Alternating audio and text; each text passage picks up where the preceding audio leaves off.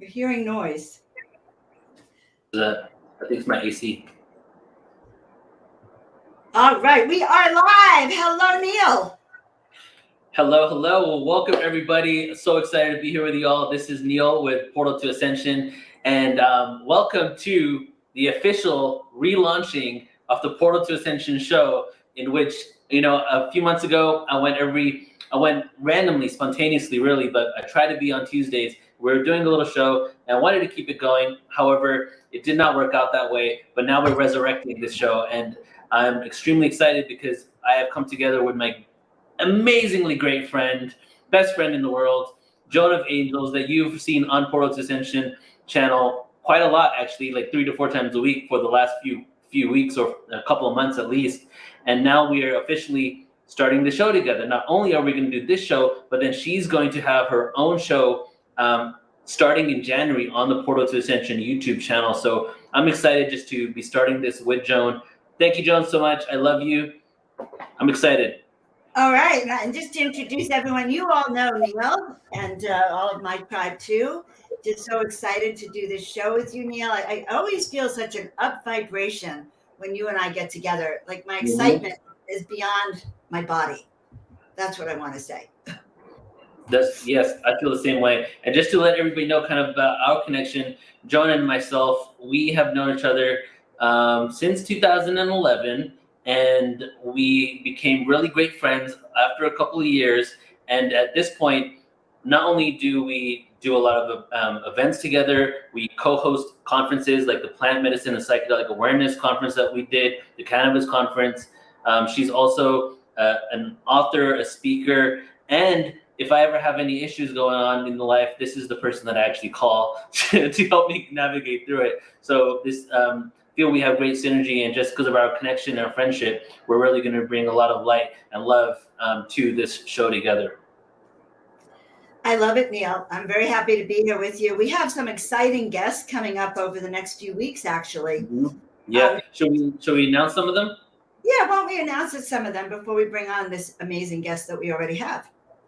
All right. Do you have it pulled up there? Well, I guess I know some. Well, we have Jamie Janover is one of the shows that we're doing.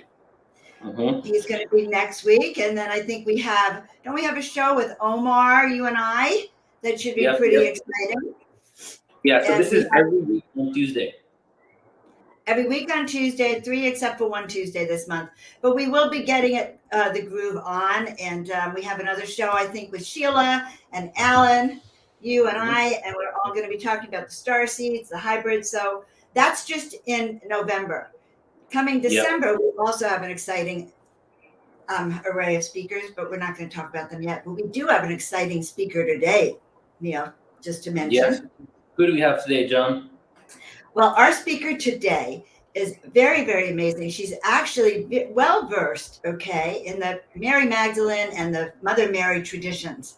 Quite unbelievable. She is a scholar and an author. She has unveiled a worldwide lineage of women engaged in the sacred practice of miraculous conception.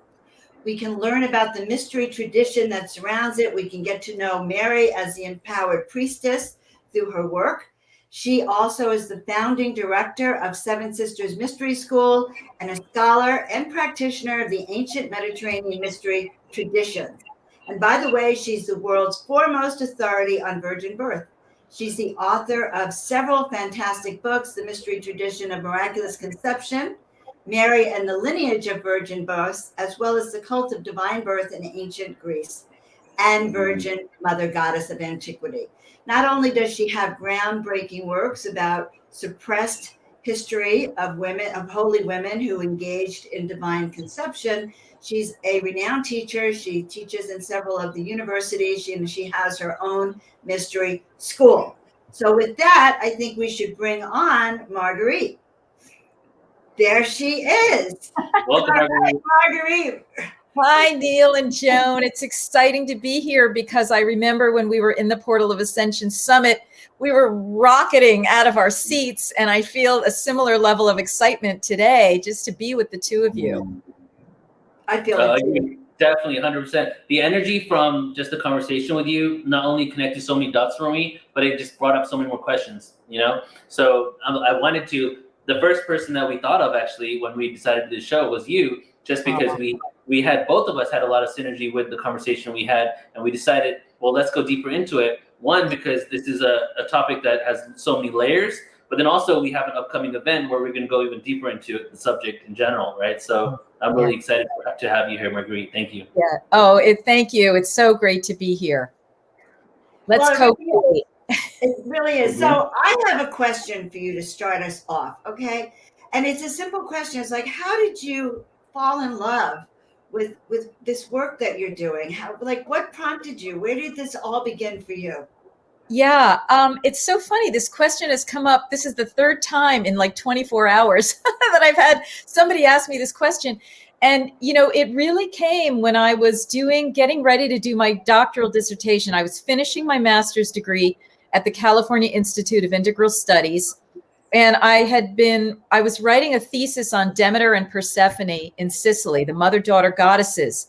And this particular Sicilian writer that I was consulting in her book called Mothers, the translation is Mothers, she said, this mystery of Demeter and Persephone is a mystery of parthenogenesis. This is a mother-daughter mystery where there was no male involved in the birthing of Persephone from Demeter. Zeus was never involved in these original stories. And somehow the way she was talking about it, and I've met this woman, Anna Maria Corradini, it was so mystical and mysterious that I just went, chum. And I just felt this downpour come in, and I knew how to recognize non-ordinary thought, like, you know, expanded thought from the ceremonial and medicine work that I'd done. And the thought was this: oh my God, women were actually doing this divine birth thing. This is real. Right around the same time, and I don't know if it was a little before or a little after, I'm not remembering the sequence, I was reading Drunvalo Melchizedek's books, The Ancient Secret of the Flower of Life, in which he says that his guide Thoth, you know, the ancient god Thoth, who is actually connected with divine birth, that's a whole other story, but that Thoth told him that divine birth was a real thing, that Mother Mary engaged in it, and he said a few other choice things, but Drunvalo's kind of editorial comment was, well, I don't really know what to make of this, but he just said to put this out there. So I put the two things together, and this was in the back of my mind as a thesis, okay? And I went on to try to write my doctoral dissertation at CIIS. This was going to be my doctoral dissertation, the following. I was going to catalog every single mention of priestesses in ancient Greece, from their historical documents, their mythological stories, and their legendary stories. That was going to be a big, huge project. Well, as I was looking at all of these items about ancient priestesses, what did I find out? This nymph gave divine birth. That one had sex with this god and gave divine birth. These priestesses all over here. And I realized I am uncovering an entire practice of women in ancient Greece who were dedicated to divine birth. What do we find out? The mothers of Theseus, Perseus, and Alexander gave birth to them in this way. Not only that, but these historical figures, Plato and Pythagoras, have legends that their oracle mothers conceived them divinely. Olympias, the mother of Alexander the Great, gave birth to Alexander the Great, you know, in this way. And so I started uncovering this whole program of divine birth. And then I realized, wow, this is not only ancient Greece. It's not only the ancient Mediterranean world. It's not only the Levant coast with Mother Mary, but it's all over the world. And I started doing all of this research and found out there were many stories of divine birth all over the world. And then I started learning how to read the codes where it had been hidden and all that type of thing. And so I was able to uncover this whole suppressed priestesshood that had gone under the veil of, oh, this is myth. Oh, this is just something you have to believe in by faith regarding Mother Mary and so forth. And, you know, obviously I became obsessed with it.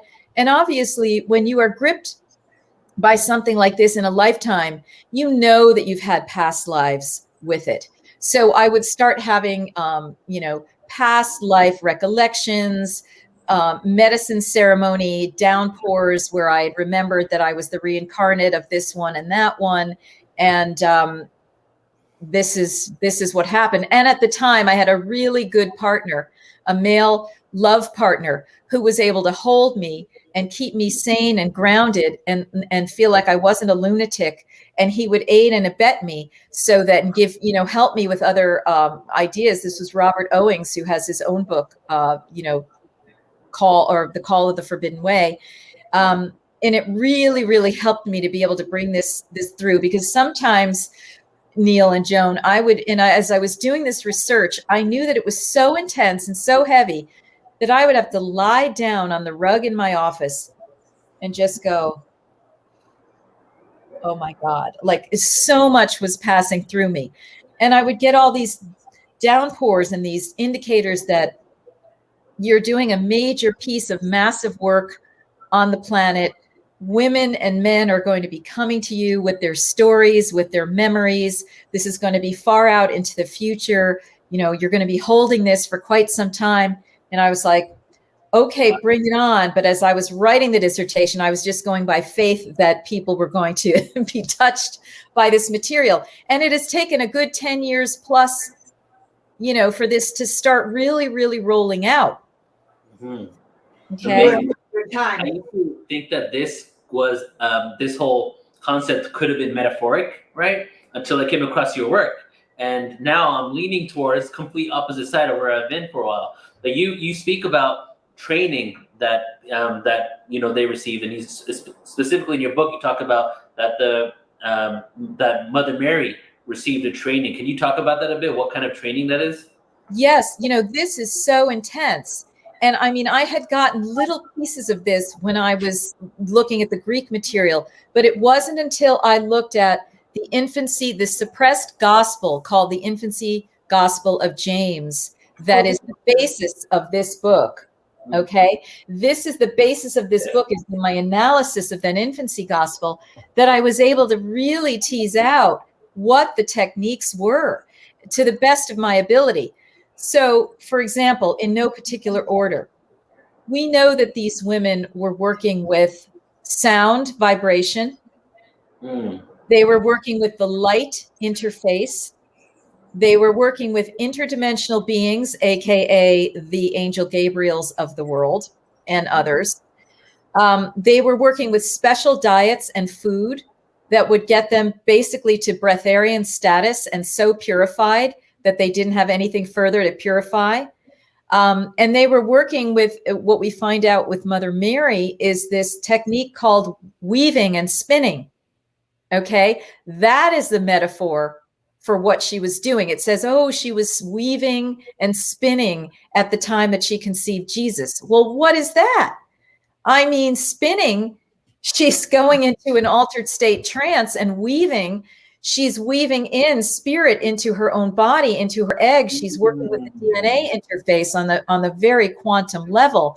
Okay, so these are the types of things that I am able to point out were parts of the technology. There were mantras involved. There were yantra drawings involved. And that is some of the material that I brought in from Sri Kaleshwar, the Hindu saint who has achieved his samadhi now. But in his very brief life, he brought forth all of this information about the Holy Womb Chakra, mantras and yantras, and the fact that Mother Mary was using these mantras and what her practice was, that 3 a.m. she'd be up, or 2 a.m. she'd be up meditating and doing mantras and communicating with Divine Mother and so forth. So it was multi-leveled, and also they worked in a group. Okay, because what we find out in this gospel, if you know how to read it, is that there were 8 women involved in this ritual in which Mother Mary conceived Jesus and Elizabeth conceived John the Baptist, her elder aunt, who was a postmenopausal woman while Mary was a maiden. So they were doing some kind of group weaving, trance, container ritual, which you find vestiges and indicators of in ancient Greece with the Gerardai these 14 women who would surround the Basilina, who would go into a sacred marriage ritual with the god Dionysus, and most likely become impregnated and give birth to his child to become one of the Greek leaders. You know, that's more of a hidden type of thing. But I'm able to cross-reference all of these things. And it's really this they were able to engender a flash of light into their body that was a major part of this at the moment of conception. Whoa. So I had no conception. I had no Wow. conception of conception. Right. Until we started talking about it, but I'm kind of blown away, Marguerite, because they've talked about divine birth. I've seen it for years, and I never decoded it. Even that simple, those two words, never decoded that actually meant for all of those divine births you see in the text. Yeah, I had no conception of that. Yeah. And Joan, this goes to, like I said, Elizabeth, the mother of John the Baptist. And Anne, Mary's very mother herself, gave birth to Mary divinely, parthenogenetically, no male sperm involved. And going back to Sarah, the mother of the biblical Isaac, the wife of Abraham in the Hebrew Bible. So this is everywhere. The peacemaker, the leader of the Haudenosaunee or the Iroquois Confederacy, was said to have been born in this way. And it was through his miraculous abilities, by being a high avatar, he was able to unite these warring tribes of the 5 and 6 confederacies, confederacy nations, the Onondaga, all of these nations that were part of it. This is all over the world, okay? And it's been hidden in plain sight. And like you're saying, boom, hello. Boom, hello. We finally get it now that I was able to get those downpours and then, do all of this work intellectually, intuitively, in medicine ceremony and so forth over a number of years. Really, I mean, I can't believe that my body could even withstand the energy coming through me as I was doing this research, and even still in a way to this day. And it's generative. I keep getting more and more information about it. Okay. More and more information, like even in our Portal to Ascension talk that we were having in the summit, more information was coming in. Right. So it's more and more and more is happening. And yes, it has been a very, very high level of information. There are a number of comments that are coming through. Yes, one child was born but only lived 3 months. I have known of people who've had divine births. One child only lived 3 years. Okay, we can talk about those instances, but this is really, really super high octane. And it is not just an isolated thing for like, oh, women who might want to, be virgins and give divine birth. What does that have to do with my own life? This has to do with the whole sexual program, from divine birth to high tantra and everything in between, regular conception and sexuality. These understandings affect how we look at all of our sexual relating and all of our conception work on the planet. Well, it does. I hear that. It does. Do you think now that these divine births are occurring nowadays also? I would guess that there are hidden ones that are going on. I know of a few people who have come to me with either pregnancies that have happened and then the child has died, or people who are in this sort of stasis state where they remain pregnant for a while, but it never comes to fruition, or they seem to get pregnant and then not be pregnant anymore. So I know of those people, but I would gather there's probably an unbroken lineage of divine birth people who were so new that this information could not be totally public, or they would be killed or their children would be killed the way these other children have died, that it's secret. And then, of course, there's the negative probable occult use of this practice, which is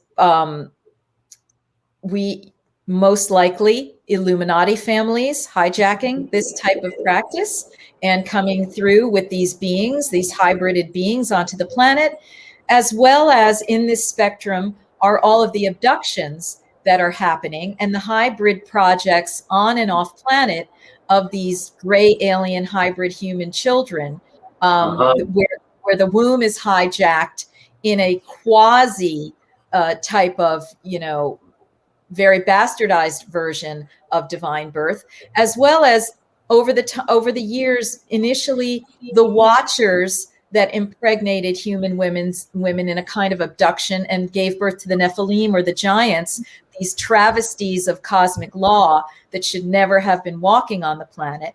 So this is all part of it. This is how related this is to all of these various aspects and why it is time to start opening up this topic again.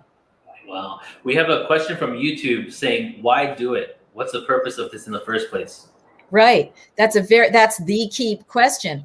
The purpose of conceiving a child in various specialized ways that go all the way from parthenogenesis, meaning it's the woman without any male influence at all the way to high tantra, where it's the woman, the high priest, high priestess, giving birth to a divine being, and everything in between, sex with gods, and so forth. The purpose was to bring forth a specialized being, a being that was a higher vibration than the average human child, okay? Yeah. In order for this person to provide benefaction onto the planet, gifts, an upgrade, a purification, healings, mentoring in terms of people being able to model themselves after this person. So, Jesus was the highest example. Jesus and Mary were the highest example of this. They were both living avatars. They both had physical incarnations according to the timeline that I am, working with. And they were teachers, healers, models for ascension, etc. That's incredible. Go ahead, Joan. Well, it is incredible saying what Neil says, but so, let's talk a little bit about Mother Mary and Jesus and the whole thing about them having children then and having their own lineage now. So I would imagine then that they divine birth then. I hadn't even thought about this, but they would have given those 3 kids that I understand they had were born divine through this method. Right. So now, who are you referencing in particular right now, so I can get in with what you're saying? Well, just that I was told through some other sources of mine that Jesus and Mary had 3 children.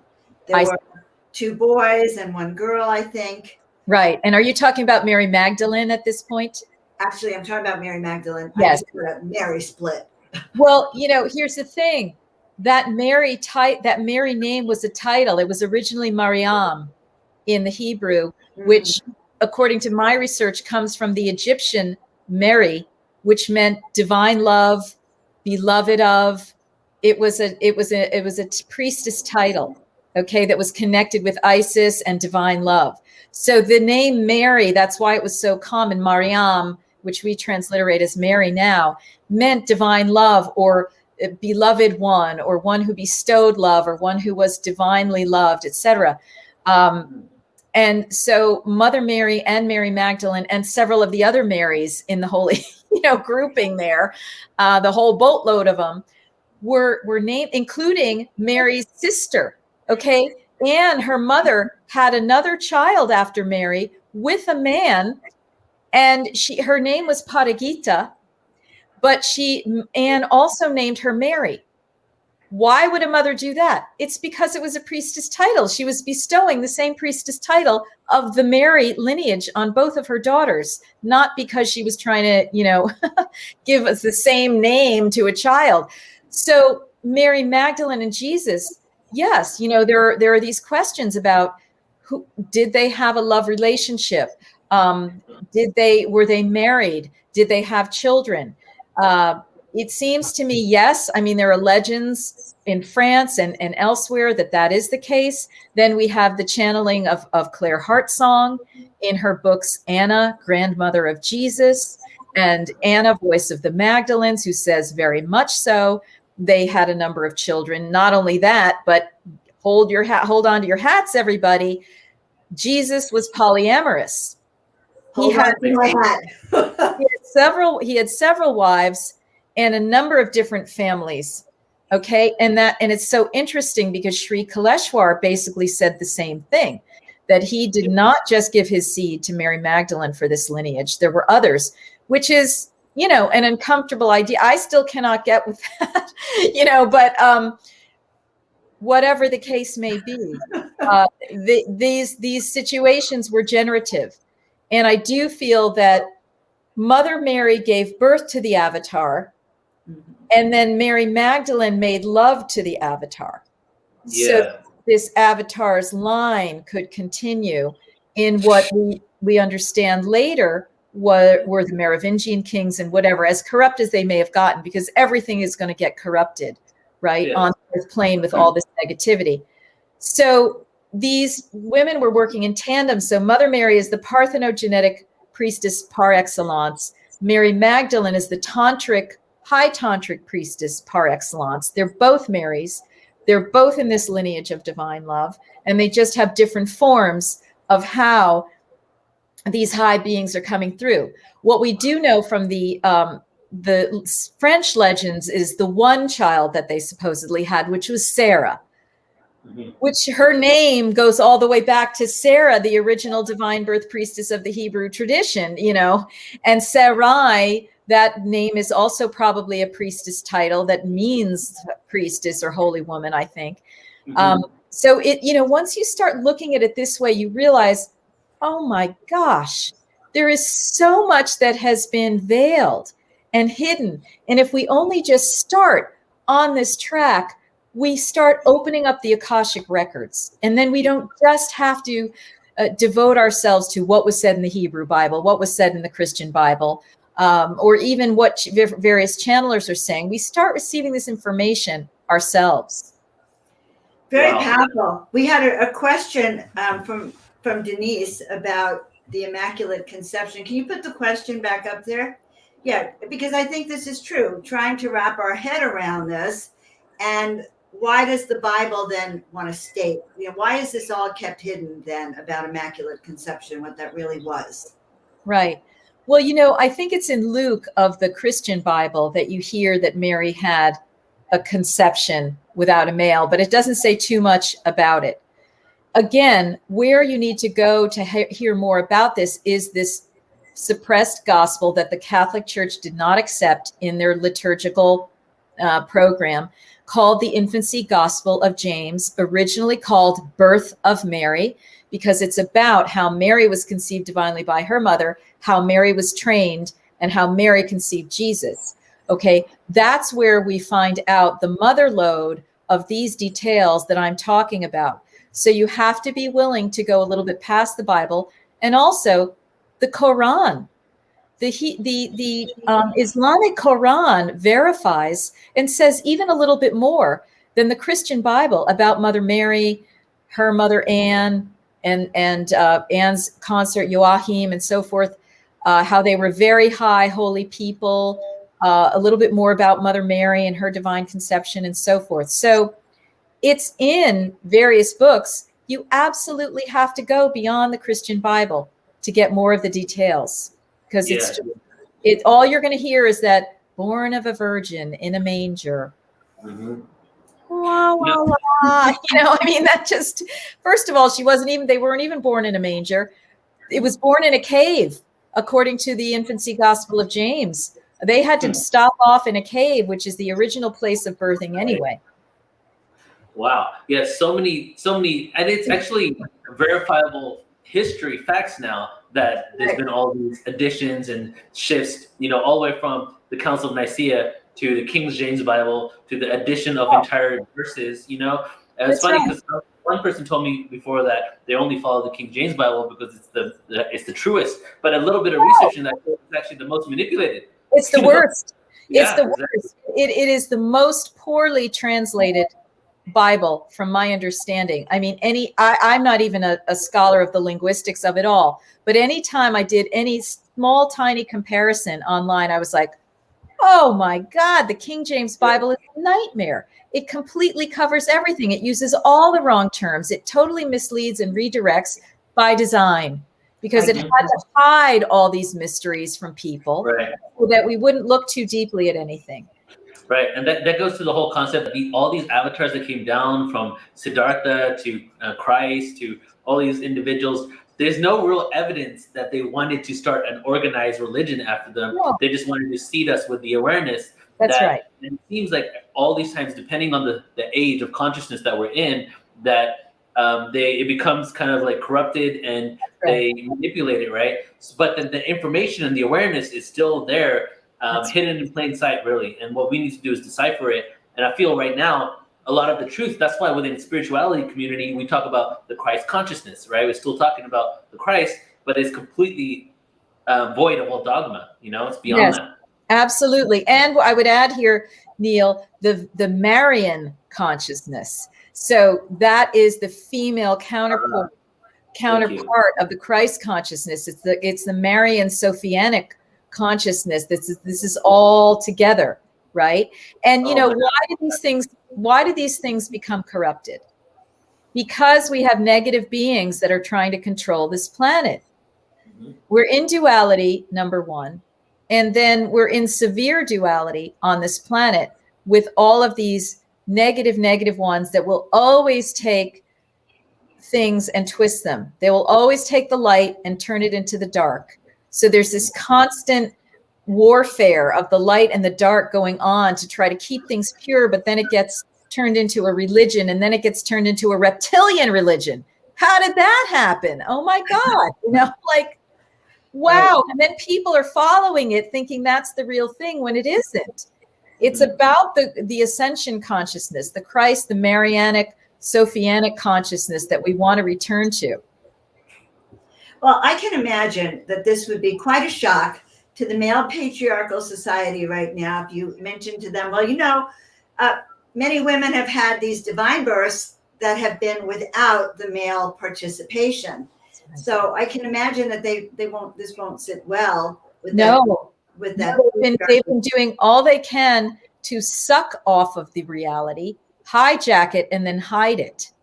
Okay, so they need to depend on the divine conception for the basis of a religion that went awry, but they can't let anyone know too much truth about it or look at it too carefully because it would open people's consciousness up. So can you imagine this trick that's been done for 2,000 years, keeping this under wraps?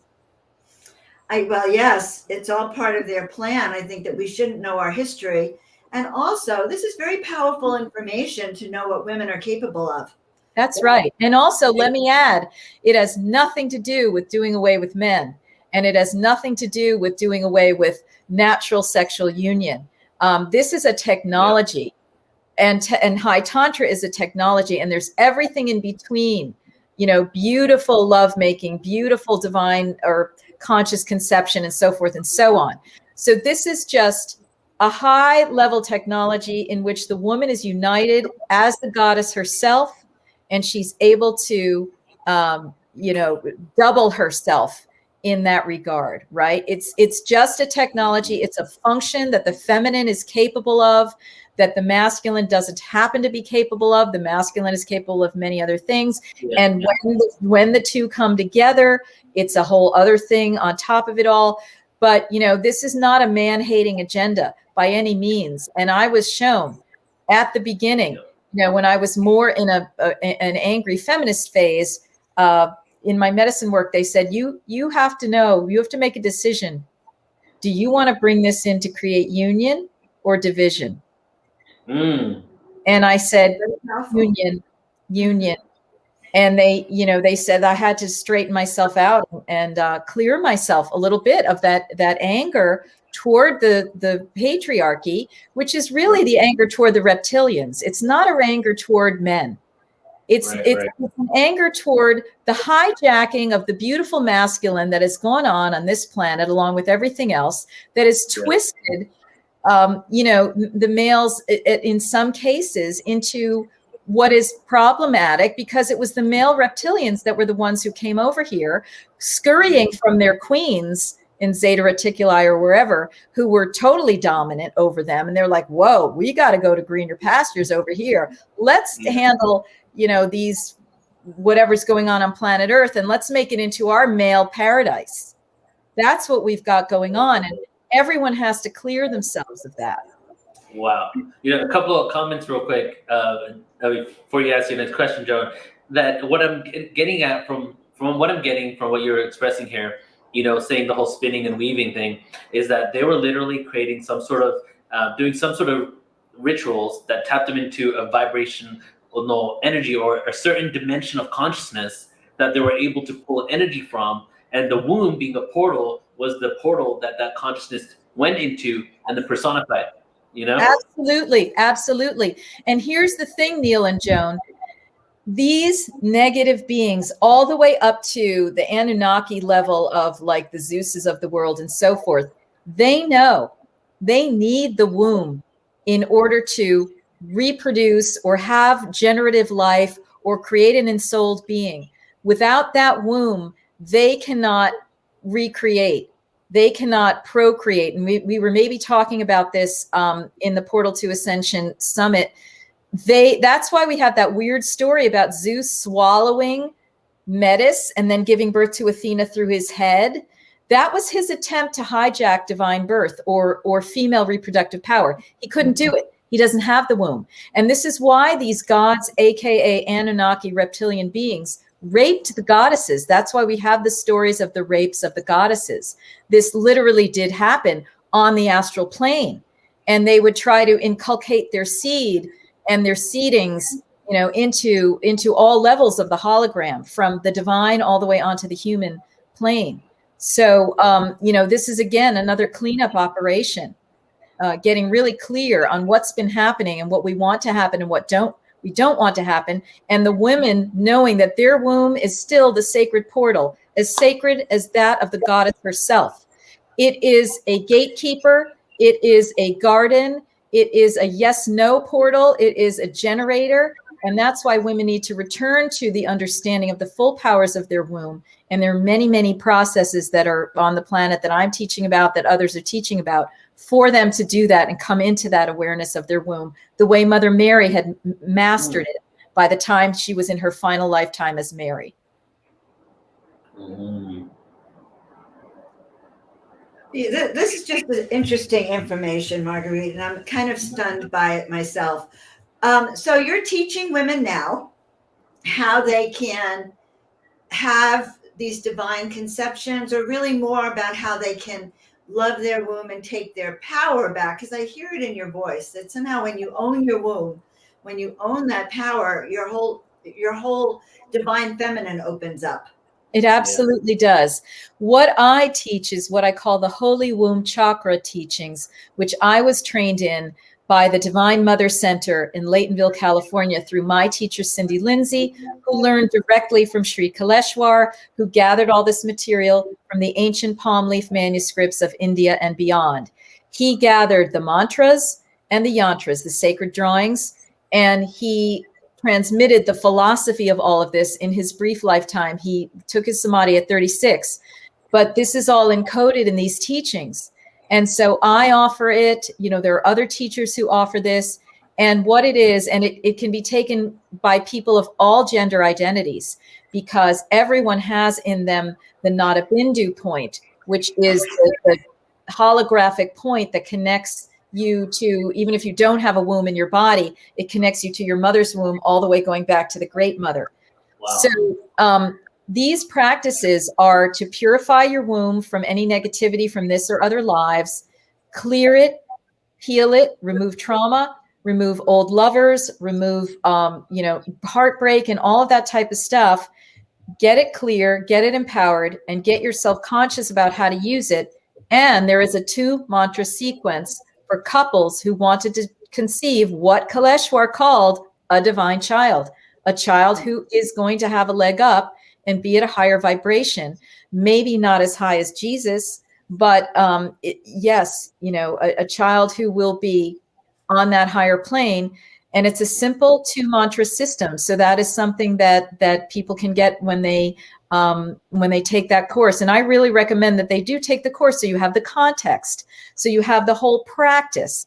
You're not just la la la doing a mantra la di da, but you're you're understanding and embodying this whole thing, right? That's what this is about. That's what our time is about.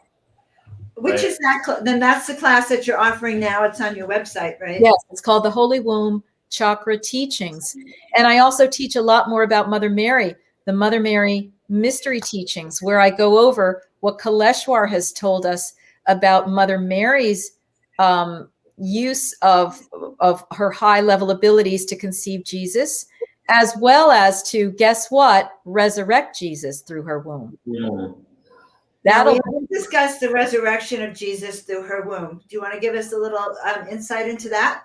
Yeah, I mean, Jesus and Mary were using such high-level yogas, as Kaleshwar called them, before, during, and after the crucifixion, that it would blow your mind. Atma Khandana Yoga, and there's another one. These are methods of taking a soul out of a body, and also bringing a soul back in, taking a harmed body and resurrecting it back to life. Everything that Jesus was practicing with Lazarus, they were practicing on Jesus when he was resurrected. And there was a time after the resurrection when his broken body was taken from the cross, and Mother Mary had some time with him, put him on her lap like the Michelangelo's Pietà, and did this yoga to resurrect him. And according to Kaleshwar, he did not then walk in Israel again. He walked in India.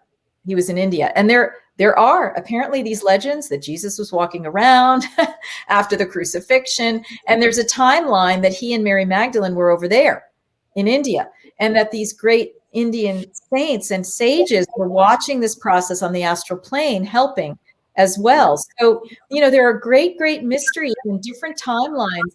Then we've been led to understand that each timeline has its own medicine. It opens us up to possibilities of our own capabilities and ascension. That's the point of these stories. That's amazing. And a lot of timelines are converging right now into this one, So I want to take a moment here. The excitement on YouTube is pretty phenomenal. That someone just said that they don't even know how they ended up on this video. They felt guided here. And just this topic is really hitting home for a lot of people. So I want to let everybody know that we're actually going to be doing a full-on presentation with Marguerite coming up on November 13th. And if you could pull up my share screen, Tina, I just want to take a little moment here just to show the event page before we get back into this conversation. If you guys are interested in going into more detail on this and really understanding and diving into it and watching it back, having unlimited replay access, please do sign up for the upcoming webinar with Marguerite. It's going to be on November 13th for 2 hours. And again, you have unlimited replay access. And Marguerite, do you want to maybe share a couple of insights that maybe we haven't spoke about right now that you're going to be sharing at the event? Yes. I'm going to be looking more deeply into the origins of this gospel that I'm referring to, so that people can really understand where this information is coming from, even within the Christian tradition. Okay. I'm going to be talking more about the details of Mother Mary and how she was trained. I'm going to be talking more about the details of her mother Anne and how she conceived Mary. There's just this beautiful, amazing story with a lot of medicine in there about how Anne was an oracle herself. And we're going to be, looking at more into the future. What does this mean for us? What does this mean for women? As well as I will probably touch on the Vestal Virgins and how they are connected to this whole story, how they are a very diminished version of these high-level virgin priestesshoods, basically being used by the reptilian Roman state. Oh my God, I can't wait for that. And that's for anybody who wants to join, go to portaltoascension.org, go to online events, and it's the first one up there. I wanted to ask you this question because we got this question at the conference that you were at, and I think it's really good for people who don't know. What if you had a hysterectomy or you aren't able to have a child, what does womb healing represent for you in that case? It doesn't matter whether you have the womb in your body or you don't. You still have the fragrance of the womb, and you still have the Nada Bindu point, okay? Again, that's whatever gender you were born with and so forth. That Nada Bindu point, which is a floating point 1.5 inches below your navel in your body, connects you again with the divine womb of Mother Divine. And so when you are doing any of the mantra practices, and let's say you've had a hysterectomy, it doesn't matter because you're still purifying. You're also purifying out the trauma of getting the hysterectomy. You know what I mean? And the grief of losing that beautiful vital organ from your body. So this is open to everyone. You do not have to. And the other thing is, how are we generative women even without our physical wombs? And there are so many mysteries around that we've only begun to explore, because it's, you know, and Kaleshwar is talking about this in his advanced practices. The womb energy in a woman, whether she has had a child or not, and whether she has a womb structure still or not, is tremendous. It can be used to conceive projects. It can be used to heal. You can continue to heal your children. You can continue to heal other people. I think you can birth many, many things out of your womb, no matter what your age, by doing it energetically. You know, I've been shown that you can birth golden eggs into the earth and plant those in the earth. You can have dragons hatch out of them, or you can have just love energies hatch out of them. There are so many things that you can continue to birth out of your womb if you go into a meditation. We just think about it and start tuning into the Akashic records and your creativity of what you can birth through your womb, no matter what the time. All right. And for that matter, what you can birth through your Nada Bindu point, whatever your gender identification. We're talking about a really powerful generative portal of the body that has been much misunderstood, underutilized, etc. Okay. And this is, again, a collective reconstruction that we're doing together. So I invite everyone to open in your meditations to what are you receiving about how you can use your womb or your Nada Bindu point, right? It's open to everyone. It's a creative process. This is not just about regaining history that's calcified in books. This is about how are we going forward. Okay. I love this. And so in your class, do you have men in the class as well? Oh yeah. I've had men take it. Other teachers who have taught it have had men take it, with very good positive effects for them, because here's one of the major things that happens in this class. One of the techniques is to heal your relationship with your mother. Okay. Through a mother gazing process. And that is so moving. I would not have believed it was possible until I did it myself, because my mother died when I was 10 years old. Okay. Part of my karma, right? Mm-hmm. Bye-bye. Persephone in the underworld now. And when I did this process of the mother gazing, I regained my relationship with my mother. Somebody who was somehow like distant from me, I could never access her. As much medicine as I've done, I don't know, for some reason, it just wasn't happening. And this practice of lovingly gazing upon my mother, forgiving her, being forgiven, it restored my mother to me. And this can happen for people. That is a major, major thing that needs to happen. The restoration of your relationship with your own mother in this lifetime as the key to all of your healing in all of your lifetimes.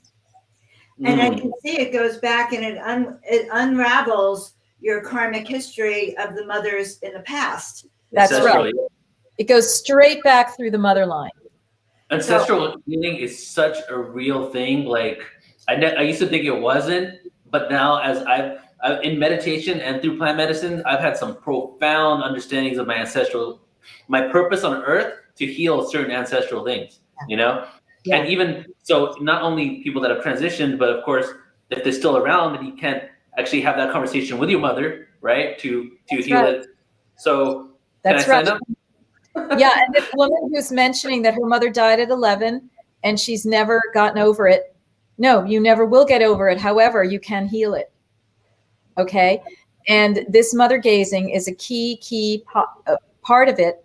And the restoration, the purifying and the restoration of your womb is also a key part of it. So I do highly recommend going through these Holy Womb Chakra teachings, buckling down, getting the lotus mala, seed mala, and doing the 101-day practice that I excruciatingly lead you through. I practically do it for you, you know, and just do it, you know, do it. Spend the time over these.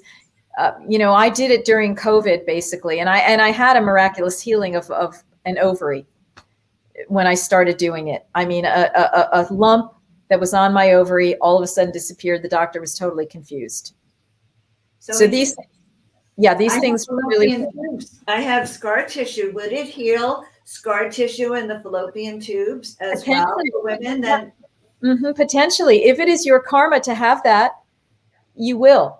And or, you know, you will start the healing process and be led to what you need to do in order for that to happen. So powerful. Do you talk about this in your book, Marguerite? I will be talking about this in my next book. Okay. But this particular book on Mary, I focus basically on her process of divine conception. And you know, I felt like that was enough because I thought I was going to have all of that in one book. And I'm like, this book is getting too long. People are not going to be able to stick with it. So, you know, that's my part two, that next. So much to unpack, it seems, you know? So I want to ask you, if the Pope came across your awareness, the awareness that you share, what do you think he would say? Well,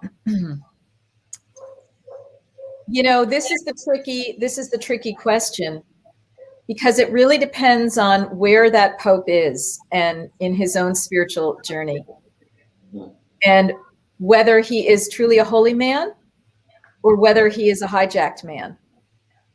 And, you know, that is the question. I mean, because there's a lot of discussion about what is the leadership of the Catholic Church really? What's going on underneath that, you know, Vatican and so forth and so on. There's a lot that's being said.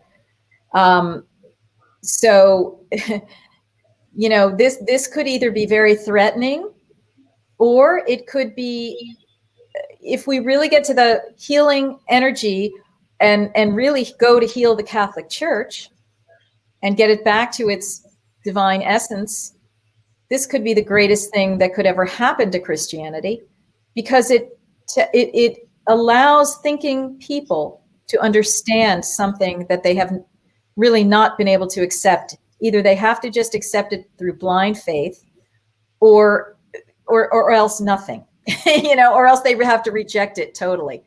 So this suddenly gives us the understandings of what was really going on, and it allows us to understand the Holy Family, their mission, in a whole different way. And it allows us to understand our relationship to this Holy Family in a whole different way.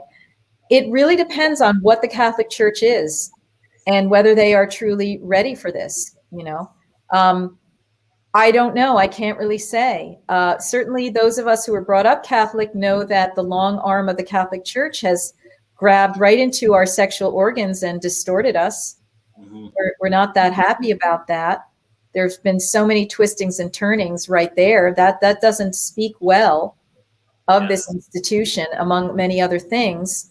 And yet there are many, many people within the institution that don't realize that and are trying to get with the mystical aspects. Padre Pio and, you know, all these other people who, you know, many nuns, past, present, and future, have truly gotten with the energy of the mystical Christ and so forth. Saint Teresa of Avila. So it's really a mixed bag. And I can't really make any statements of condemnation or elevation. It's like the Catholic Church is going to have to look at itself. And people are going to have to decide for themselves where they stand with Christianity and where they stand with the mystical. All right. That's really what this is all about. Like getting rid of all of these programmed teachings that are controlling people and getting with the essence of Jesus and Mary and Magdalene and John the Baptist and Elizabeth and Zechariah and Joachim and Joseph and beyond and beyond and beyond, to say, what is it that I need? What medicine do they have in their unadulterated form that I need for my life? And how is this bringing me to the next stage of my evolution, my fifth dimensional evolution? And how is this bringing our planet into the new earth? I like that you said it's each, it's really each up to each of us, I think, to look for the mystical in our spirituality, to go beyond those confines of our religious dogma. So Right. I think that this gives us an opportunity, to really embody the womb, to really embody the secret teachings that are so true. I think that one of the first things the religion would have to do is release some of these secret teachings that they have kept hidden in all those texts that they have kept hidden. Yeah. And you know what? Do that. And you know what? It doesn't matter, Joan, because we can access the Akashic records. Direct. Yes. Direct. We don't have to depend on any hidden libraries and so forth and what texts were burned and so on and so forth in an attempt to repress all of this. We can just get it directly by going into our meditation, by tuning into nature, by tuning into our intuition, by working with these beings on the other realm, the Christ consciousness, the Marian consciousness, the Magdalene consciousness, and so forth, and just receiving the teachings and going for it. I love it. So I have just one brief question. Do you think that there is an unbroken lineage here on the planet from Jesus and Mary Magdalene? Oh, most likely there is. Most likely there is. I feel like it. I feel like they're going to be revealed, or they're holding a very special energy at this moment. Well, and here's the other thing, and I don't know if we had said this in the previous the summit interview or not, but we are all the Jesus. We are all the Mary. We are all the Magdalene. The second coming is the rebirth of the Christed Sophianic Marian consciousness within ourselves and within our bodies. So we are not waiting for the revelation of family lineages. We are not waiting for secret teachings to be revealed. We are not waiting for, the advent of some being from on high. We are not even waiting for another divine birth avatar. We are actually having to do this ourselves now. Mm-hmm. That's it. We are growing as human beings to the next level. Yes. That's where it's going to come from, and that's where it's going. Yeah. Your class on Portal to Ascension next weekend is perfect timing, or next weekend. Perfect. Right, 2 weekends from now. Yeah. On the 13th, right? Yeah. So guys, don't forget to sign up. I'm going to share the page one more time. Okay, and hopefully it comes up this time. Okay. So yeah, go ahead, Joan. Okay. Let me share it right here. Add to stream. There, can you see it? I can't see it. It looks like an endless fractal going into itself. But there we go. There it is, guys. There is Marguerite.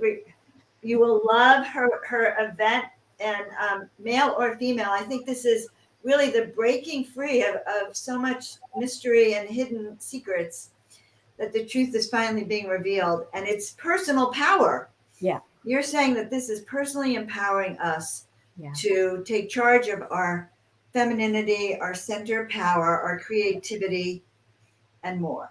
That's right. It's all there. It's all there for us. That's what this time is all about. Especially because, we've heard about the divine feminine, right, in the communities. A lot of times, talk about the return of the divine feminine. And then I realized that, it's also the return of the divine masculine, because the masculine's been wounded, and we've lived within a wounded feminine as well, right? So that's right. Both have been wounded. So what you're really teaching through the understanding of this awareness is how we can bring back harmony between the two. That's right. Yeah, release the trauma and go back to Eden. Mm-hmm. Because this place was a beautiful Eden. where things were in harmony. And that's what we're moving into yet again on another rung of the spiral. Well, I love the practice that you're doing, Marguerite. I love that you are teaching women and their partners how to divinely conceive, and I suppose women without partners, but to divinely conceive and I wish I had met you years ago before I had gotten pregnant, by the way. Oh, bless it. Well, you know what? Honestly, I am seriously just the messenger, especially of those Holy Womb Chakra teachings. Happy to be so. I do not take any credit for that. But definitely the divine birth piece of it was something that, whoa, for sure came through my soul. So yeah, we're just so appreciative. Our audience is just so excited about the event.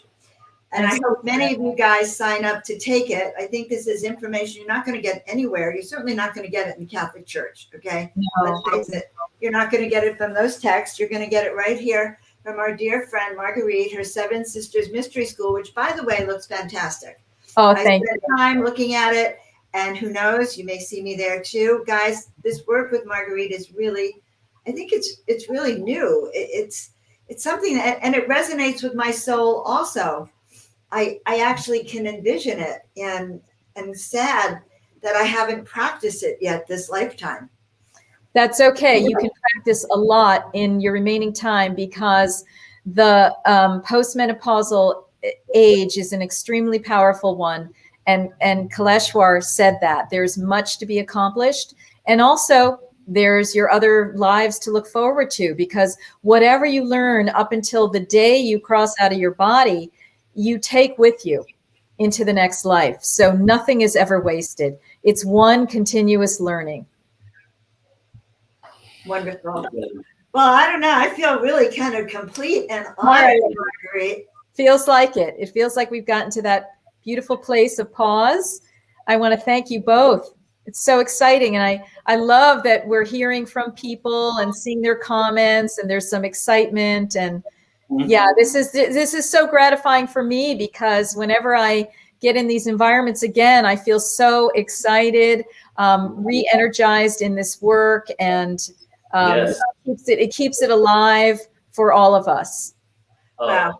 1,000%. I feel the same way. So much, Marguerite. We will be talking to you later. Yes. People can go to sevensistersmysteryschool.com, and they can find all of that information. The seven's written out, SEVEN. You'll probably have it under the video. So we will have it. We have it here.